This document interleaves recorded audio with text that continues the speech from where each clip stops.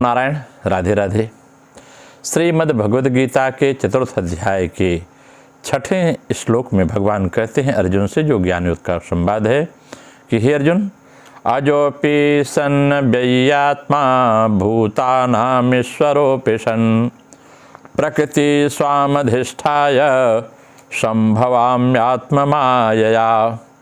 कहते मैं अजन्मा हूँ, जन्म रहित हूँ, अविनाशी हूँ, ये सब होते हुए भी संपूर्ण प्राणियों का ईश्वर हूँ। ईश्वर होते हुए भी मैं अपनी प्रकृति को अपने अधीन कर लेता हूँ अर्जुन, और अपनी योग माया से प्रकट होता हूँ। क्या आप भी जानना चाहते हैं कि हम प्रकृति को अपने अधीन कैसे करें, प्रकृति के अनुकूल हम कैसे चलें? हर व्यक्ति सफल होना चाहता है।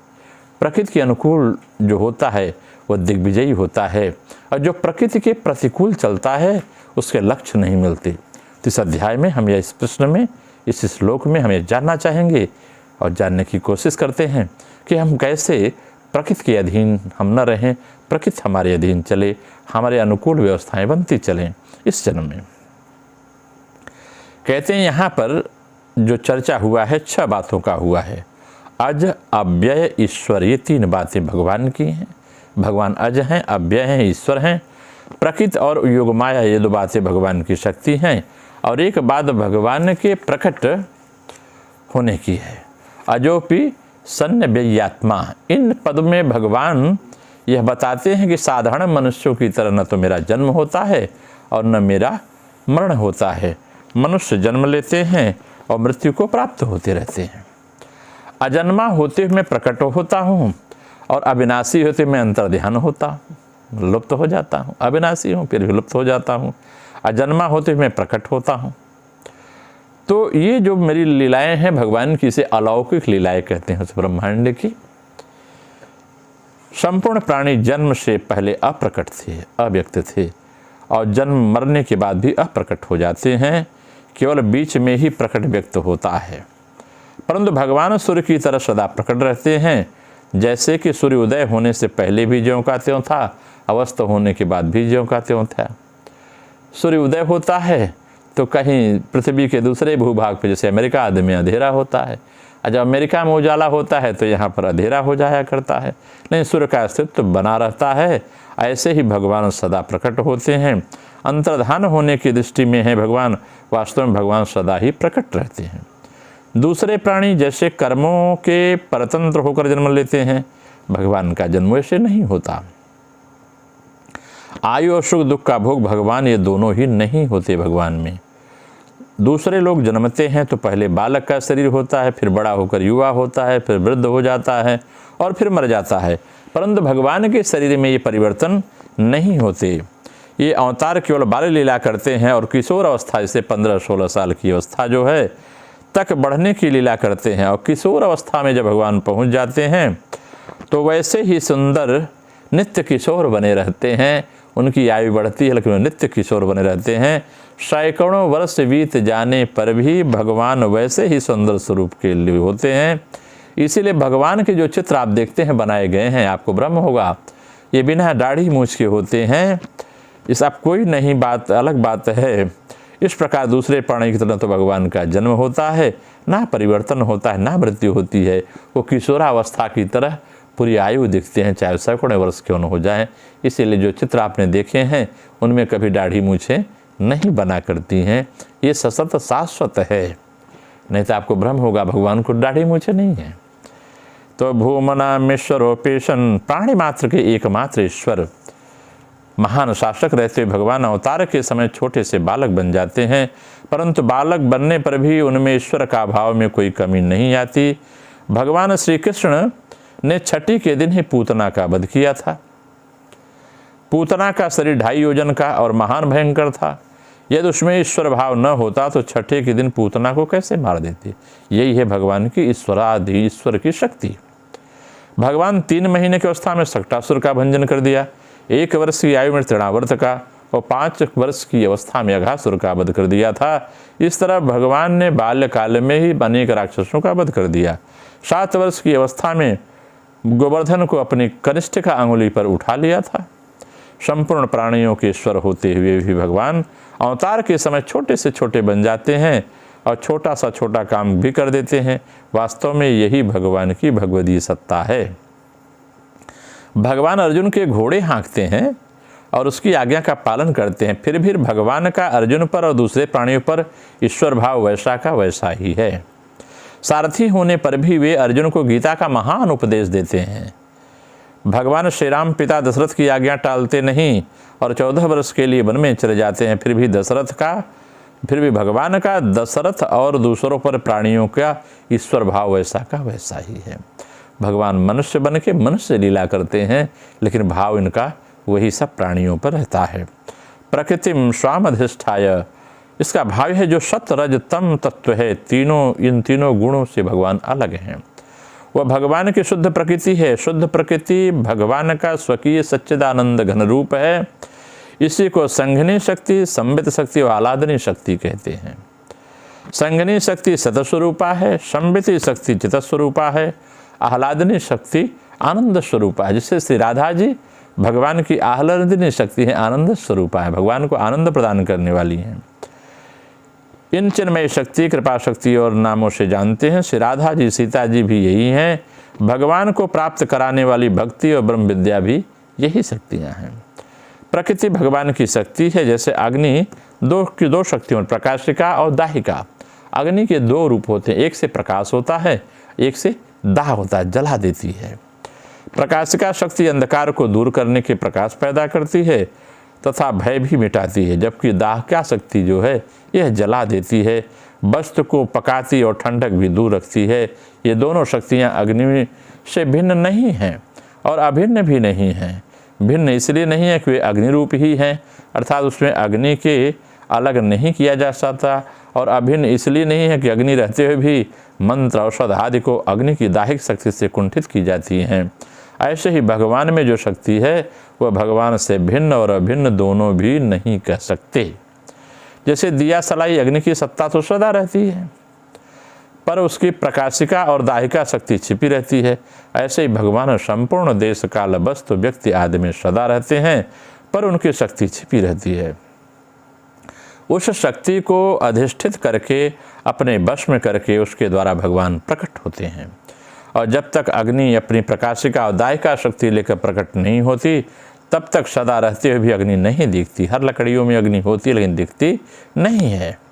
ऐसे ही जब भगवान अपनी शक्ति को लेकर प्रकट नहीं होते, तब तक भगवान हरदम रहते हुए भी नहीं रहते।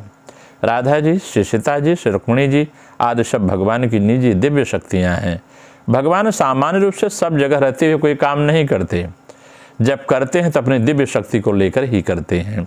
इसीलिए साधना के पथ में जो शक्ति के उपासक हैं, शक्ति उपासना करके ब्रह्म का आविर्भाव अपने प्रयोगों में किया करते हैं। उस दिव्य शक्ति के द्वारा भगवान विचित्र विचित्र लीलाएं करते हैं। उनकी लीलाएं इतनी विचित्र और अलौकिक होती हैं, उनको सुनकर, गा कर, याद करके जीव भी पवित्र होकर अपना उद्धार कर लेते हैं। निर्गुण उपासना में वही शक्ति ब्रह्म विद्या हो जाती है और सगुण उपासना में वही शक्ति भक्ति हो जाती है। जीव भगवान का अंश है। जब वह दूसरों में मानी हुई शक्ति उसमें भक्ति भाव से प्रकट होती है, वह भक्ति इतनी विलक्षण है कि निराकार भगवान को भी साकार रूप में प्रकट कर देती है। साकार रूप से भगवान, वह भक्ति इतनी विलक्षण है, भगवान को भी खींच लेती है। वह भक्ति भी भगवान ही देते हैं। भगवान की भक्ति रूप और शक्ति के दो रूप हैं, विरह और मिलन। दो रूप से उस भक्ति मिलती है, या तो उनके पाने का विरह हो या मिलने का आकांक्षा हो।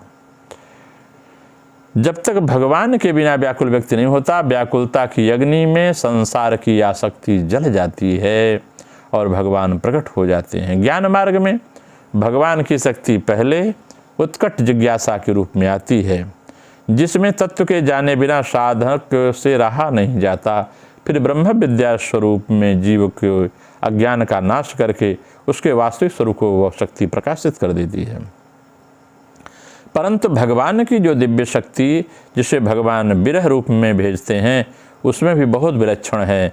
भगवान कहाँ हैं, क्या करूं, कहाँ जाऊं, कैसे ढूंढूं, इस प्रकार भक्त व्याकुल हो जाता है। ये गोपियों की दशा थी। व्याकुल हो जाता है तो यह व्याकुलता उस पापों का नाश करके भगवान को साकार रूप में प्रकट करा देती है। व्याकुलता से जितनी जल्दी काम बनता है उतना विवेक विचार पूर्वक किए गए साधना से नहीं बनता। अगर इसका हम क्रिया योग में व्याख्या करें तो यह बात तो बड़ी ही स्पष्ट रूप से स्पष्ट हो जाती है। उसका भाव यह है कि जो अज हैं उसका जन्म नहीं है और जो अविनाशी हैं उनकी मृत्यु नहीं है, तब उसके जन्मादि कैसे संगठित होंगे। भगवान का जो जन्म ग्रहण है वह कर्म जनित फल नहीं है, वह उनकी अपनी इच्छा शक्ति के कारण होता है। अन्य जीव कर्म फल के अनुसार जन्म ग्रहण करने के लिए बाध्य हैं, जो हम सब जीव हैं। इसमें वह स्वतंत्र हम सब नहीं हैं। ईश्वर के प्रकृति को वशीभूत कर आज्ञा देकर इच्छा अनुसार देह परिग्रह भगवान बनाते हैं। अन्य जीवों को इस प्रकार जन्म अपने अधीन नहीं है। वैसे ही मृत्यु भी अपनी इच्छा के अनुसार नहीं होती। कर्म का अंत होने पर जीव का यह कर्मात्मन शरीर जो है विनष्ट हो जाता है। भगवान जिस प्रकार से इच्छा से देह धारण करते हैं उसी प्रकार इच्छा के अनुसार देह को संकुचित करके लोक चक्षु के अंतराल अदृश्य हो जाते हैं। उनके आविर्भाव काल में उनका शरीर माइक मनुष्य के समान देह स्थित पंजर युक्त जान पड़ने पर भी जब अंतर्धान होते हैं तो किसी को उनके देहास्थ पंजर का पता नहीं चलता। ये भगवान की दिव्यता है। वो हाड़ मास की शरीर नहीं छूटती, दिखता नहीं है, वो शून्य हो जाता है। जैसे मेघ के बीज अपूर्व इंद्रधनुष प्रकट होता है और कुछ क्षणों बाद वह अनंत शून्य में विलीन हो जाता है। भगवान का प्रकट और अंतर्ध्यान होना था देह ग्रहण और त्याग उसी प्रकार का है जैसे इंद्रधनुष प्रकट होती है, लुप्त हो जाती है। वह जो देह ग्रहण करते हैं उसका माइक मात्र देह मात्र होता है। महाभारत में भी इसकी चर्चा हुई है। हम लोगों के समान देह धारण न होने पर भी ईश्वर की इस माइक देह की एक विशेषता है। उनका देह धारण भूता अनुग्रह प्रयोजनम, भूतों पर मतलब जीवों पर अनुग्रह करने के लिए होता है। परंतु सारे जीव एक बारगी मुक्त नहीं होते।